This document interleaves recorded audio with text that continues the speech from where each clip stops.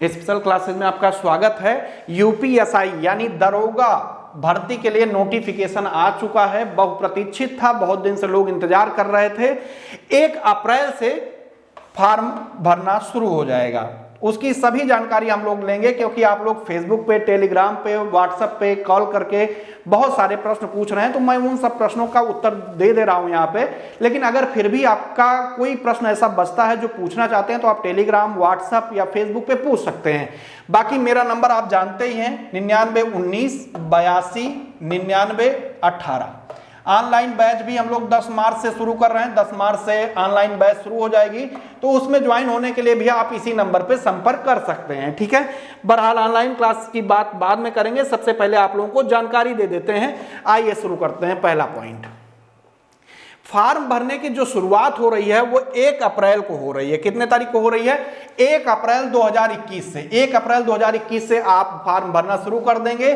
30 अप्रैल 2021 तक आप फॉर्म भर पाएंगे। 1 महीना यानी लगभग आपको 30 दिन मिल रहा है।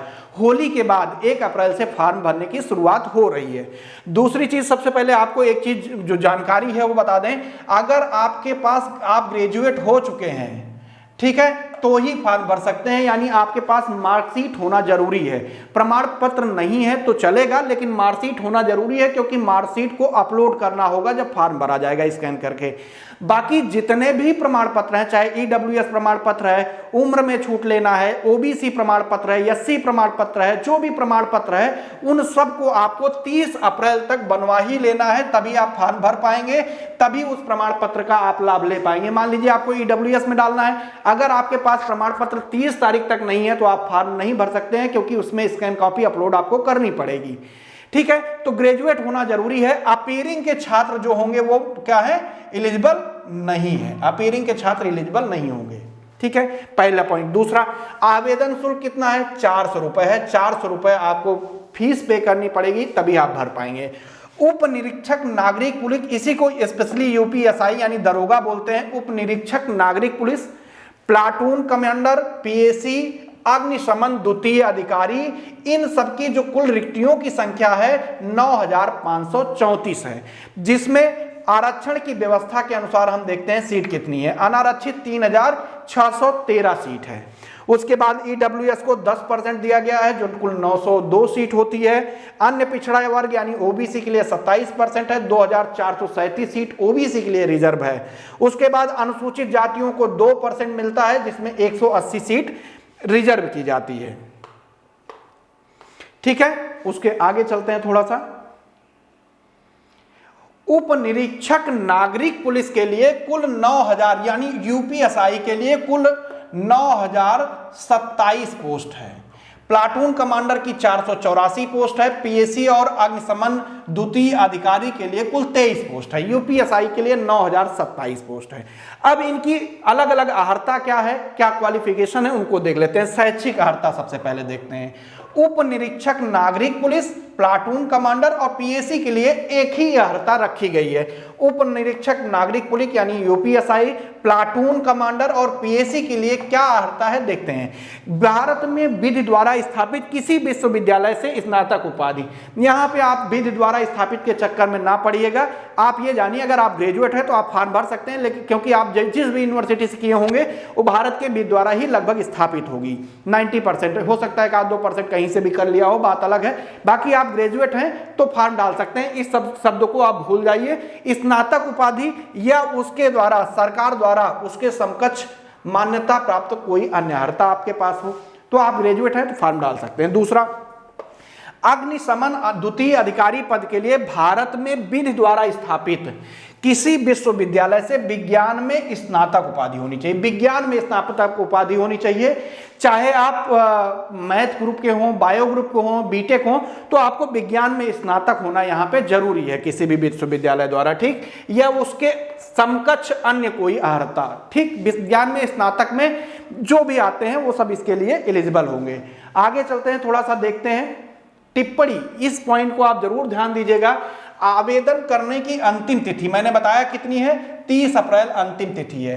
तक अभ्यर्थी को अपेक्षित शैक्षिक अर्हता अवश्य धारित करनी चाहिए, यानी आपके पास अंक तालिका मौजूद होनी चाहिए। यहां पे लिखा है अंक तालिका अथवा प्रमाण पत्र उसके पास उपलब्ध होने चाहिए। एक बात क्लियर कर दे रहे हैं, अंक तालिका यानी जो मार्कशीट होती है पहले आ जाती है ग्रेजुएशन में, प्रमाण पत्र बाद में 2-3 साल 1.5-2 साल बाद मिलता है। कहीं कहीं जल्दी भी मिल जाता है, कहीं कहीं और देर भी लगता है, जैसे राम मनोहर लोहिया में बहुत टाइम लगता है, लखनऊ विश्वविद्यालय में लगभग 1 साल बाद आपको मिल जाता है। तो अंक तालिका अगर आपके पास मार्कशीट है तो प्रमाण पत्र की जरूरत नहीं है। प्रमाण पत्र जहां पे ऑप्शन होगा वहां पे आप NA भर पाएंगे, NA लिख देंगे तो वो मान लेगा, लेकिन अंक तालिका आपके पास होना अनिवार्य है। दूसरा पॉइंट, अगर कोई अभ्यर्थी जो परीक्षा होगी, जो एग्जाम होगा, उसमें बराबर अंक पा जाता है तो उसको वरीयता दी जाएगी। किस आधार पर? देखिए, मान लीजिए 272 कोई विद्यार्थी 2 बराबर अंक पे हो गया, या 2-3 से ज्यादा हो गए, 3-4 बच्चे हो गए, तो कैसे ये डिफाइन करेंगे?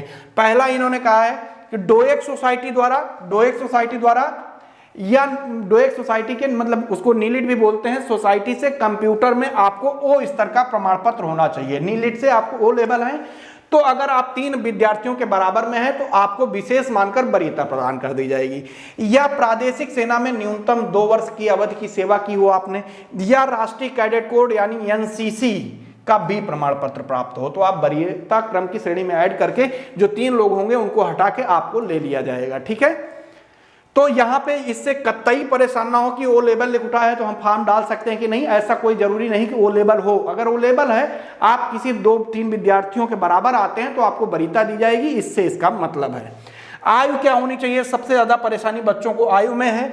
आयु के लिए आते हैं जरा सा, आयु जो है अभ्यर्थी के लिए कितनी चाहिए, जरा सा 1 मिनट।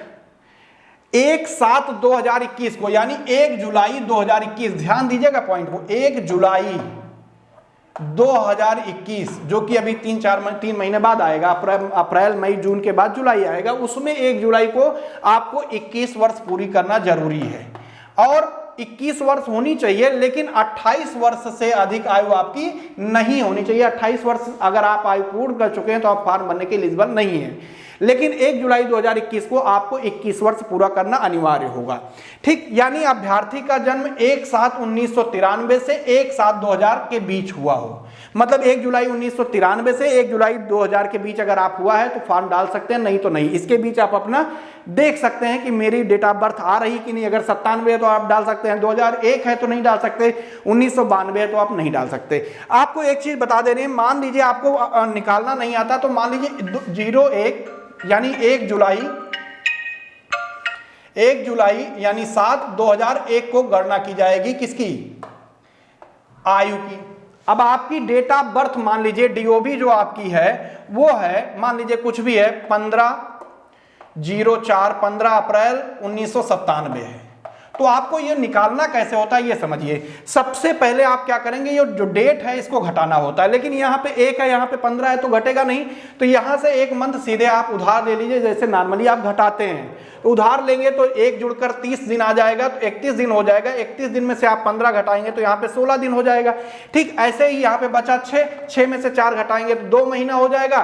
फिर उसके बाद 2001 में से आप 97 घटा लीजिए, 97 आप घटाएंगे तो 2001 में से कितना हो जाएगा, सॉरी 2021 है, 2021 में से आप 97 घटाएंगे तो कितना हो जाएगा, 3 और 21, 24 साल 2 महीना 16 दिन आपकी आयु हो जाएगी। ठीक है, इस हिसाब से आप निकाल सकते हैं।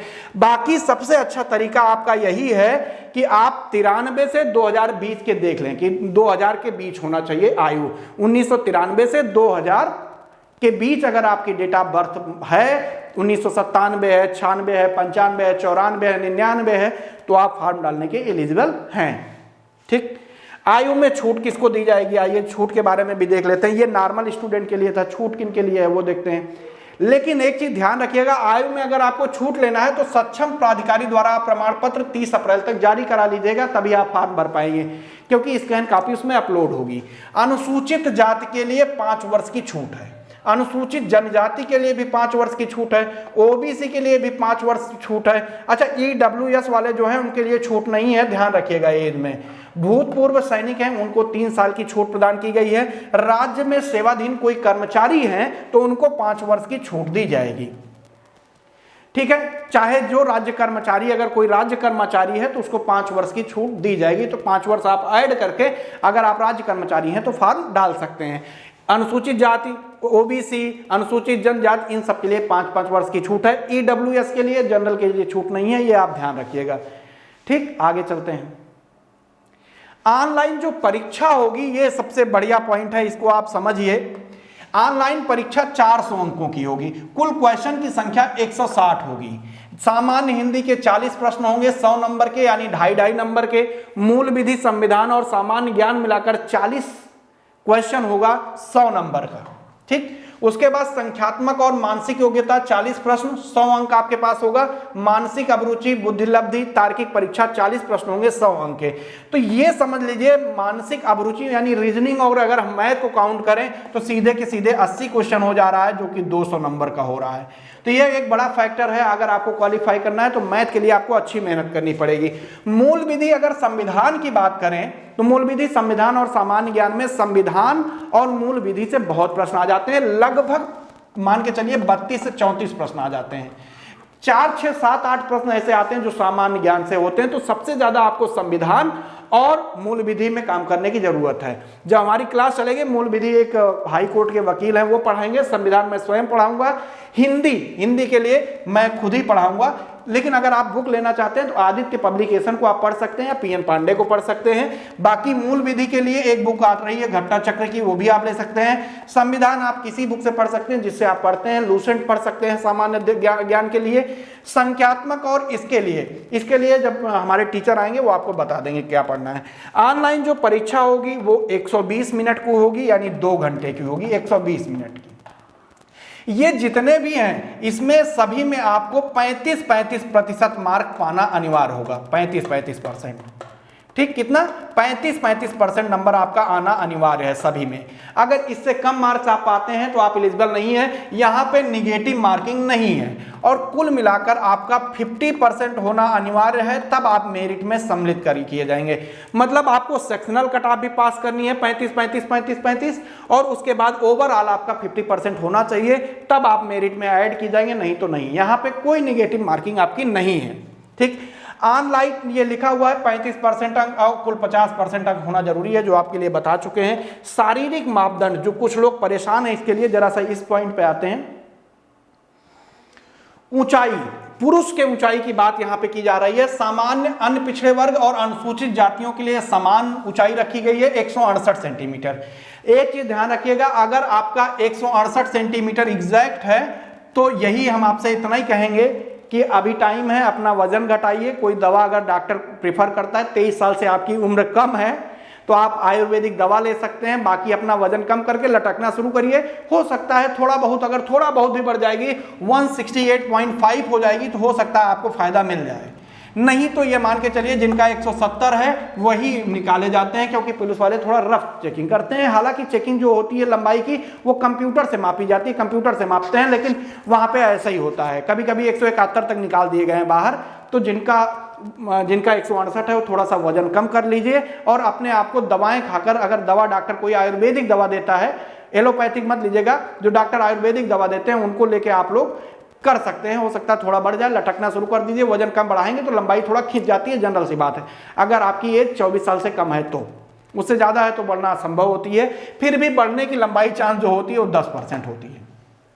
अनुसूचित जनजाति है तो उसके लिए ऊंचाई 160 सेंटीमीटर चाहिए। सीना कितना चाहिए? पुरुषों के लिए न्यूनतम जो माप होनी चाहिए 79। सीने की जो माप होती है बिना फुलाए आपका 79 होना चाहिए, और फूलने के बाद 84 सेंटीमीटर होना चाहिए। मतलब जो फुलाव है वो 5 सेंटीमीटर जरूरी है। एक चीज आपको बता दे रहे हैं, जब आप फिजिकल में जाएं तो सीना नॉर्मल करके खड़े हो ताकि 79 आए, तो 5 सेंटीमीटर फूले। थोड़ा आप अगर फुला लेंगे, सांस को रोक लेंगे, अगर थोड़ा भी फूल गया तो बाद में 5 सेंटीमीटर फूलना दुर्लभ काम है। वैसे 7 सेंटीमीटर तक, 6 से 7 सेंटीमीटर नॉर्मल फूल जाता है। अगर कोई गलत काम नहीं करता है, बीड़ी सिगरेट नहीं पीता है, तो तंबाकू सुर्ती जो भी आते हैं वो सब नहीं खाता है, गुटखा उटका, तो नॉर्मल जो फूलता है 6 से 7 सेंटीमीटर, 6 सेंटीमीटर तक फूल ही जाता है। तो 5 आराम से फूल जाएगा, कोई दिक्कत नहीं।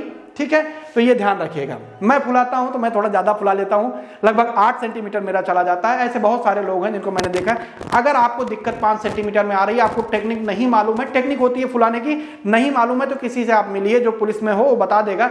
अगर फिर भी आपको लगता है कि नहीं जरूरत है तो आप कपालभाति करना शुरू कर दीजिए, थोड़ा सा रनिंग शुरू कर दीजिए।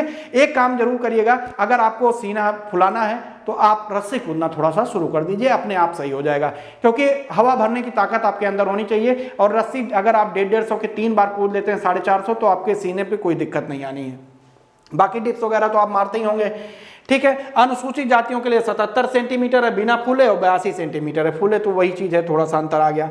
मतलब यहाँ पे लिखा हुआ है न्यूनतम 5 सेंटीमीटर का फुलाव आवश्यक है। जो लोग कुछ गड़बड़ काम करते हैं, बीड़ी सिगरेट, वो खत्म कर दें अभी, जब तक एग्जाम नहीं हो जाता है, जब तक आप फिजिकल नहीं दे लेते हैं, तब तक के लिए सब कुछ रोक देंगे तो आप सिलेक्ट हो जाएंगे, तो हमेशा के लिए हो जाएंगे, ठीक है। महिलाओं के लिए जो ऊंचाई होनी चाहिए वो 152 सेंटीमीटर होनी चाहिए। एक अनुसूचित जनजाति की महिलाओं के लिए 145 सेंटीमीटर होनी चाहिए, लेकिन इनका वजन जो है 40 किलोग्राम से कम नहीं होना चाहिए। अगर 40 किलोग्राम कम है तो उनको बाहर कर दिया जाएगा। मतलब पुलिस वाले सीधे कहते हैं 100 ग्राम वालों को मैं नहीं लूंगा। तो जो 100 ग्राम टाइप है, जो जिनकी लंबाई बढ़ गई है, बहुत पतले दुबली लड़कियां हैं, वो थोड़ा सा खा पी के अगर यूपीएसआई में जाना है तो 40 किलो से वजन ज्यादा कर लें। वैसे नॉर्मली 40 किलो ज्यादा ही होता है, 45 से 50 55 तक होता है लड़कियों का, वो नॉर्मल वजन मैं बात कर रहा हूं इस एज में, जिस एज में इनमें जाना है। मतलब 21 से 28 के बीच में लगभग यही रहता है कि 45 से 55 रहता है, फिर भी 40 से कम नहीं होना चाहिए। मान लो कोई बहुत ज्यादा दुबला पतला है, खिंच गया, बहुत ज्यादा लंबाई उसकी बढ़ रही है, तो थोड़ा सा वजन बढ़ा लें, ठीक है। आगे चलते हैं। शारीरिक दक्षता परीक्षा क्या होगी? 4.8 किलोमीटर की दौड़ आपको पूरी करनी होगी। ये 4.8 लिखा है, लेकिन जो वहां पे सर्किल बना होता है, अगर आपको दौड़ना है तो थोड़ा सा मोटा सर्किल इस तरह होता है। अगर आप इसको अंदर अंदर दौड़ने के लिए आपको जगह मिल जाती है तो एग्जैक्ट आप 4.8 दौड़ेंगे, लेकिन अगर आपको बाहर दौड़ने मिल जाता है तो लगभग 5 किलोमीटर आप मान के चलिएगा कि आप दौड़ेंगे। तो 5 किलोमीटर की स्टेमिना आप बनाइए, 5.25 की बनाइए, ताकि आप वहां पे अच्छा कर सकें। 28 मिनट में पूरी करनी होगी 4.8 किलोमीटर की दौड़। महिलाओं के लिए 2.4 किलोमीटर 16 मिनट में पूरी करना आवश्यक होगा। ऑनलाइन आवेदन के लिए क्या क्या जरूरी होगा, आइए देखते हैं। जब आप ऑनलाइन फॉर्म बनेंगे, शैक्षिक अर्हता संबंधी जो अभिलेख होते हैं, अभिलेख मतलब यहाँ पे मार्कशीट वगैरह है, स्नातक की अंक उपाधि जो है आपके पास, वो अंक प्रमाण पत्र, अधिमानी अर्हता जैसे वो लेवल वगैरह, या आप कुछ भी है, सेना में काम किए हैं 2 वर्ष, तो अधिमानी अर्हता के लिए आपको ये सब देना पड़ेगा। आरक्षण एवं अधिकतम आयु सीमा में छूट से संबंधित अभिलेख होंगे। मतलब ये सब आपको 30 अप्रैल तक कंप्लीट करा के रख लेना है, ताकि आप फॉर्म भर पाए, नहीं तो बाद में फॉर्म नहीं भर पाएंगे। अगर आपके पास ओबीसी सर्टिफिकेट नहीं है, ईडब्ल्यूएस सर्टिफिकेट नहीं है, तो आप फॉर्म नहीं भर पाएंगे। या छूट आपको चाहिए तो आपका उसका भी जो प्रमाण पत्र है वो बन जाना चाहिए। मूल निवास प्रमाण पत्र चाहिए। अन्य पिछड़े वर्ग के लिए मतलब वो चाहिए, ध्यान रखिएगा 1 अप्रैल 2020 या उसके बाद का हो, परंतु भर्ती आवेदन करने की तिथि अर्थात 30/4/2021 को स्वीकार करने की स्थिति तक निर्गत हो जाना चाहिए। मतलब 1 अप्रैल 2020 से 30 अप्रैल 2021 तक का जो जितना भी सर्टिफिकेट है, ओबीसी सर्टिफिकेट है, वो मान्य है। तो ये डेट आप याद रखिएगा, 1 अप्रैल से के बाद बना हो, 30 अप्रैल 2021 से पहले बना हो तो ही मान्य होगा। ऐसे ही अनुसूचित प्रमाण पत्र, ईडब्ल्यूएस, इन्हीं सब के लिए है। बात करते हैं थोड़ा सा सामान्य हिंदी की। सामान्य हिंदी मैं स्वयं पढ़ाने वाला हूं। हिंदी और अन्य भारतीय भाषाएं हैं, फिर हिंदी व्याकरण होगा, मौलिक ज्ञान उसका आएगा, जिसमें हिंदी वर्णमाला आ जाएगी, तद्भव तत्सम है, सिलेबस बड़ा है, पर्यायवाची है। तो हिंदी, मैथ, रीजनिंग, मूल विधि, ये सब जो है, और संविधान, यही सब बहुत इंपॉर्टेंट है। जीएस के अलावा इस पे अगर आप ज्यादा ध्यान देंगे तो आपको मजा आ जाएगा। हिंदी मैं खुद ही पढ़ाऊंगा, तो ये सब एक एक टॉपिक के आपको वीडियो सीधे सीधे दे दूंगा, पीडीएफ दे दूंगा। जैसा इसमें लिखा है सेम टॉपिक आपको डिटेल में दिया जाएगा, पूरा विस्तृत दिया जाएगा, जरूर वहां से आएगा, ठीक है। तो आपको अच्छा सा जैसे प्रत्यय है, उपसर्ग है, वाच्य है, संधि है, समास है, इन सबसे प्रश्न आता है, ठीक। बाकी अगर आपको कुछ पूछना हो तो आप लोग कमेंट कर सकते हैं। ऐसे ही अगर आप आगे जाएंगे तो अपठित बोध होगा, प्रसिद्ध कवि, लेख, उनकी रचनाएं होंगी, हिंदी भाषा में जो पुरस्कार होते हैं विविध होते हैं, फिर मूल विधि, संविधान, सामान्य ज्ञान होगा। ऐसे ही आपको ये तो खैर पता होगा, ये मैं अपलोड कर दूंगा, तो इसको आप डाउनलोड कर सकते हैं, जिसमें मूल विधि को समझाने के लिए मैं जो टीचर लेके आया हूं, वकील साहब आएंगे तो आपको समझाएंगे। मैथ का पोर्शन आगे आपको दिख रहा है, ये जीएस का पोर्शन है, ये तो मैं खुद ही पढ़ाऊंगा आप लोगों को, तो कोई दिक्कत ही नहीं है। ठीक, ये संख्यात्मक मानसिक योग्यता वगैरह है, जिसमें मैथ के लिए जो टीचर हैं वो आपको आएंगे तो अच्छे से इसके बारे में समझा देंगे कि क्या क्या आपको पढ़ना है, कौन सी बुक पढ़ना चाहिए अगर आप क्लास व्लास नहीं ज्वाइन करते हो तो। ऐसे ही इस तरह से पूरा डिटेल सोल्यूशन, मतलब डिटेल सिलेबस है आपके पास इस तरह। ठीक, तो आप ये सिलेबस जो हम वीडियो अपलोड करेंगे उसके डिस्क्रिप्शन लिंक से आप डाउनलोड कर सकते हैं, या हमारे टेलीग्राम का लिंक डिस्क्रिप्शन में होगा, उससे आप ज्वाइन कर सकते हैं। मेरा नंबर फिर से बता दे रहा है 9919 82 99 18 है।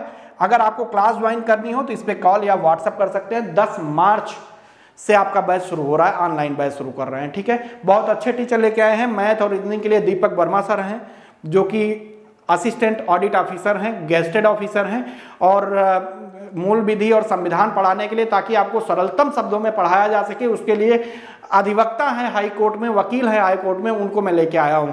तो आप लोगों को पढ़ के मजा आएगा, आप लोग ज्वाइन कर सकते हो। डेमो आज से शुरू हो जाएगा, तो आप लोग डेमो भी देख सकते हैं, आपको समझ में आएगा। हम लोग हमेशा रहेंगे, जब हम लोग ऑनलाइन क्लास, लाइव क्लास लेंगे, रिकॉर्डेड वीडियो आपको मिलेंगे, उसके बाद हफ्ते में 2 दिन आपको सॉल्यूशन मिलेगा कि मतलब आप कुछ भी पूछें, कुछ भी करें, मतलब डाउट क्लियर सेशन टाइप एक होगा, जो कि 1-1, 2-2 घंटे का हो जाएगा। अगर आपका कोई भी डाउट हो तो आप पूछ सकते हैं। हफ्ते में 2 दिन ऐसा होगा। समय पर्याप्त होगा, तो समय के अनुसार हम लोग चलते रहेंगे, आराम से पढ़ेंगे, अच्छे से पढ़ेंगे, डिटेल में पढ़ेंगे।